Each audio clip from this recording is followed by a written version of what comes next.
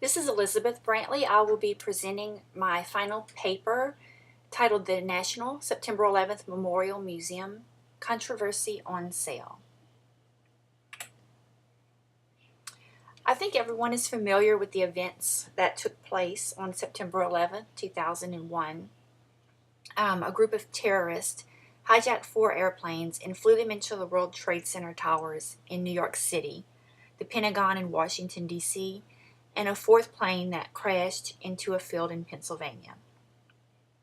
After a period of mourning and recovery, plans began for a memorial and museum to honor those lost at the World Trade Center site, as well as to honor the rescuers and recovery workers. About 5 years, maybe around 2005, I believe, a museum planning conversation series started. And the group consisted of family members of the victims, survivors, first responders, people that lived in the downtown New York City area, and government officials. And each year they would add people to the group as the needs grew. So as they needed architecture input, they would add people in that field. So the panel grew, and each year the plans were refined and approved by members of this group. The museum and memorial opened in May 2014. This is a photograph of the exterior. The glass facade is the museum that contains the exhibits, and then the waterfall is a part of the outdoor memorial feature. The mission of the museum and memorial is to further recognize the thousands who survived and all who demonstrated extraordinary compassion in the aftermath, demonstrating the consequences of terrorism on individual lives and its impact on communities at the local, national, and international levels.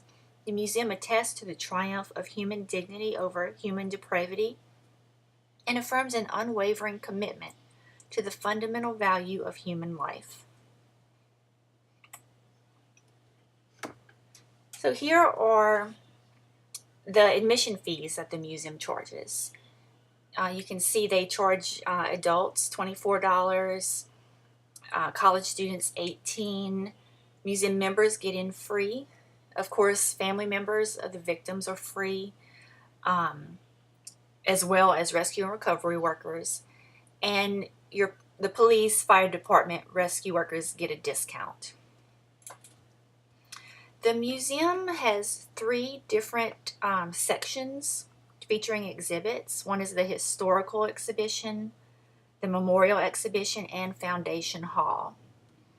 Some of the things that you'll find in the exhibits are architectural structures that were recovered from the debris of the Twin Towers, objects that were used by the victims and survivors who worked in the site, as well as photographs and personal stories of the victims and survivors. Also included in the building, but not part of the public tour, are the remains of the unidentified victims from the 9/11 attacks. So after viewing all of these emotional exhibits, as you do at most museums, you exit into the museum store. The museum store sells a wide variety of items, lots of t-shirts, books, and jewelry. A lot of the items have the famous I Love New York logo. A lot of them honor the New York Fire and Police Departments and other rescue workers. A line of jewelry has been designed that's molded from the leaves of the survivor tree. The survivor tree was a tree that stood even through the collapse of both towers and all the recovery efforts. The tree was not damaged. There are also many items that have a patriotic theme.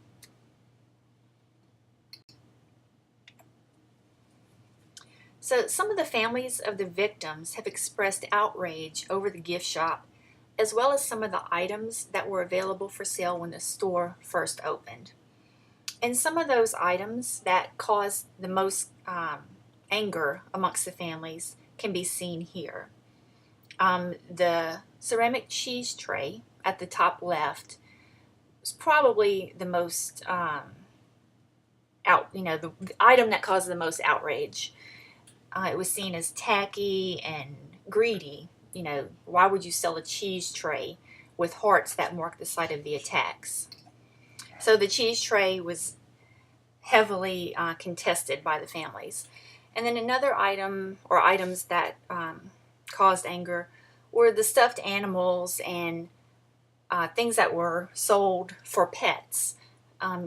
These stuffed animals that were modeled after the search and rescue dogs. And they also were selling vests that you could buy for your pet that would say search and rescue on it. To quote one of the mothers of a World Trade Center victim, she said, "To me, it's the crassest, most insensitive thing to have a commercial enterprise at the place where my son died." And another argument by some of the families was that you wouldn't see this type of shop at other similar memorials or museums. But in fact, in my research, I did find that there are several similar institutions that do have gift shops and bookstores on site. This first example is at Arlington National Cemetery. They have a welcome center that contains a bookstore. You can buy water, drinks to cool off right there on site. So again, a place that has human remains on site, not necessarily in the welcome center, but still on the site, and they do sell items. Another example is the 6th Floor Museum at Dealey Plaza. This is housed on the site of the old school book depository building in Dallas. And this is where Lee Harvey Oswald shot John F. Kennedy when he visited Dallas in 1963. They actually have two shops on site. One has more traditional books and t-shirts. You can buy reproduction newspapers of the events that happened that day. And then the second gift shop has more fun novelty items that are geared towards the 1960s theme, jewelry and clothing that's inspired by Jackie Kennedy, and fun little 1960s trinket items. The Dallas Holocaust Museum and Center for Education and Tolerance also has a gift shop and bookstore on site. They have, as you can see in the bottom right corner, books that document the Holocaust and people associated with it, geared for all ages. And then if you look at the picture at the top left, you'll see a Curious George stuffed animal. I couldn't find an explanation as to why that was being sold, if there was a special exhibit going on, but I thought that was a little curious, no pun intended, that they were selling those stuffed animals at a Holocaust museum. And I did find a statement from their director that says that they aim to keep a lot of their gift shop items priced under $5 so that the children that come on field trips will be able to purchase things to remember their field trip. Here is some of the items that you can find at the USS Arizona Memorial Book and Gift Store at Pearl Harbor. They have quite an extensive shop that has books and t-shirts and baseball caps, but then they also have jewelry that's inspired by the Arizona Memorial. They had a baseball with some images of Pearl Harbor, and they had an interesting playing card set that has images of the tragic events at Pearl Harbor. So I thought that was an interesting item that could possibly be seen as controversial, but they do have it for sale, so apparently there hasn't been too much of an outrage about that. And this final example that I found very closely parallels the September 11th Museum in that it's the Oklahoma City National Memorial and Museum. So again, it's a museum that is honoring the victims and survivors of a terrorist attack in the United States. So they have those same stuffed animal rescue dogs.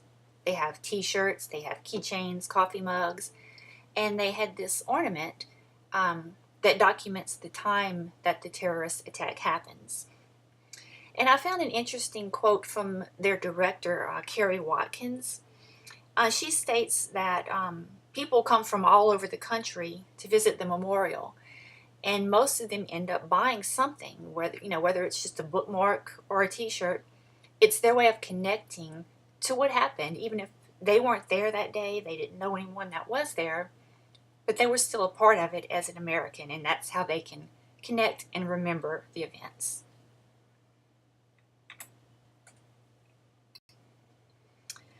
All of these museums and memorials that I just showed examples from state that the money that they raise through the sale of their gift shop items goes to support the operations of the site.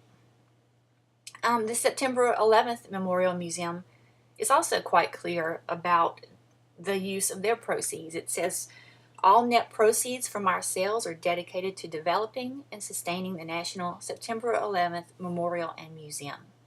Thank you for helping to build a lasting place for remembrance, reflection, and learning for years to come. The museum doesn't receive any government funding, so they rely solely on these gift shop receipts, their admission fees, and fundraising by their staff to generate operational funds. And their operating costs are estimated to be about $63 million a year, and that includes the care of the artifacts, maintenance of the building, utilities, and staff salaries. So they are charged with raising quite a bit of funds each year. Some of the family members of the victims have stated that they might not have as much of an issue with the shop if the unidentified human remains were removed from the building. One group, the World Trade Center Families for Proper Burial, actually filed a lawsuit against the city of New York. They object against the use of the human remains as part of a tourist attraction, and they protested the decision to house the remains by refusing to attend the family's only preview event. One family member described it as a Ringling Brothers sideshow attraction. The museum and memorial may have gotten off on the wrong foot with the family members by opening the gift shop during this family-only preview event. And some staff members later reflected that it may not have been a good idea to have the shop open that day, that they probably should have waited another week for the public opening to open the shop. So, reflecting on the emotions involved with this outrage and comparing it to the USS Arizona, that museum, that memorial was opened in 1962. And that was more than 20 years after the attack on Pearl Harbor. The sixth floor museum didn't open until 1989, which was 26 years after the death of President Kennedy. So, and there was no outrage involved in those openings. So perhaps it's just, too recent an event for us to forget the pain that was associated with that day. And so associating a gift shop with that event is just, it's too raw right now.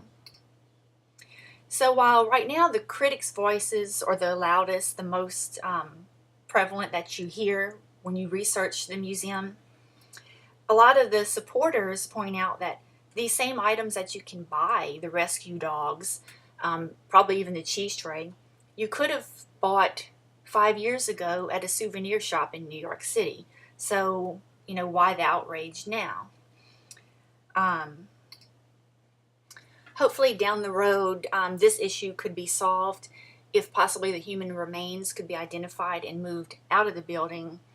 That would solve that issue as people looking at it as having a shop on a burial ground, so to speak. And also as time goes on and we become a little further removed, of course we'll never forget, but the emotions won't be quite as raw. And hopefully people can look at the gift shop as a way of supporting and honoring the victims, because unfortunately, even though you may not like it, you do have to have money if you want to have a memorial and museum. And a gift shop is a way to bring in money. So hopefully these people can learn to look at it as a way to honor the victims and keep the doors open so that future generations won't forget.